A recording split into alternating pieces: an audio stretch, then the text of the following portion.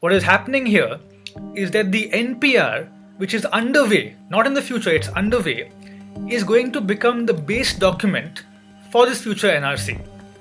Now, that's why the link between the CAA and the NRC is so clear, because that link is via the NPR.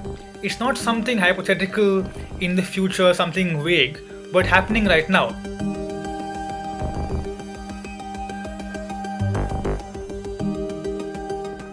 One of the serious issues with respect to the CAA is its connection with the NRC. The upcoming NPR exercise will require people to declare date and place of birth of parents, which was not asked in the earlier NPR. Now, this is of crucial significance. And to understand why, let's look at the Citizenship Act, the law that determines citizenship in India and which is presently subject to amendment by the CAA.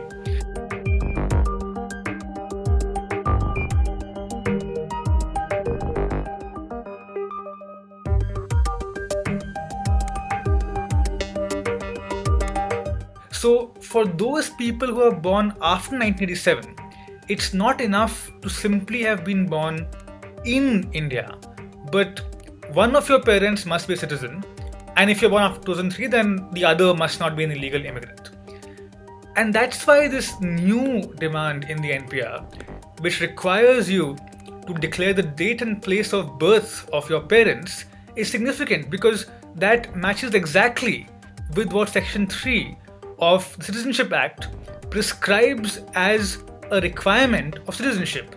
But what I want to emphasize here is that the clear overlap between what the Citizenship Act prescribes as a requirement of becoming a citizen on the one hand, and what this new requirement of the NPR prescribes, that overlap is identical.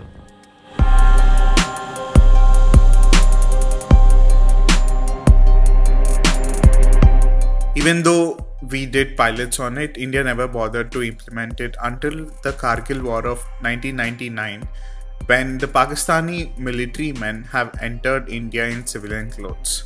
India realized that we could not identify Indian citizens or foreigners without identity cards. So this is when a national identity card was proposed.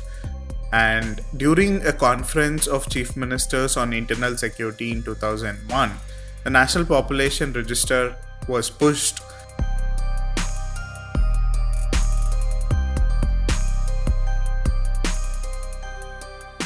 But then again in 2008, we went through a major attack in Bombay on 26/11, where Pakistani terrorists have infiltrated India, posing as fishermen, hijacking a fishing trawler. So suddenly India realized we were unable to identify fishermen from Indian residents, and again what essentially has happened is it was a large intelligence failure, and suddenly we realized that India is creating more intelligence databases. So we start implementing the National Population Register and start providing every fisherman with the national identity card.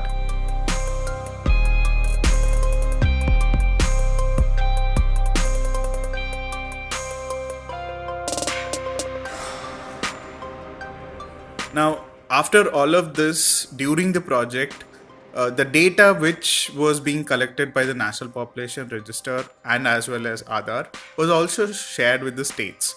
So UIDI created something called the State Resident Data Hubs, similar to the National Population Register, where they created a mechanism called the Know Your Resident Plus, where states could collect more data than what UIDI could store.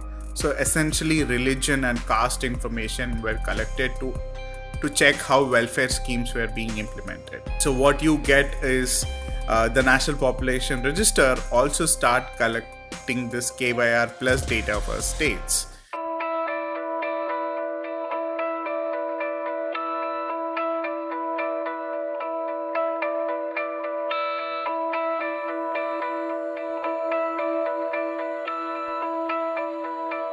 And these entities, including the Registrar General of India, start sharing this data, which eventually results in a lot of voter IDs being deleted without the individuals knowing it.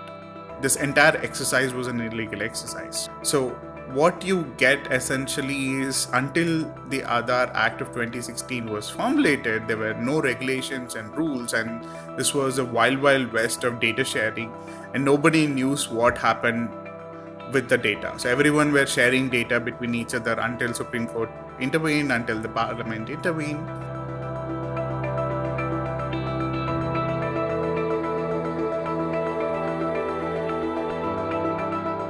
And what they have found particularly difficult, as the Assam example shows, is to prove it by a descent. So to show that you are the descendant of this person who is a citizen.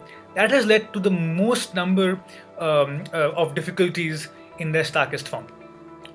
And so that's why the CAA is not something that can be dissociated from a future NRC.